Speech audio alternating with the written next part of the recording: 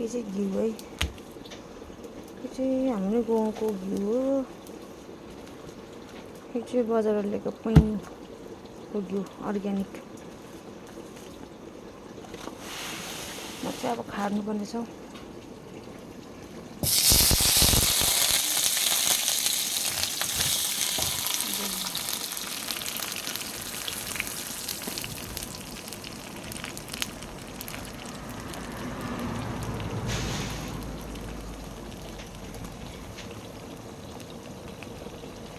यो त पानी पो थियो क्या है,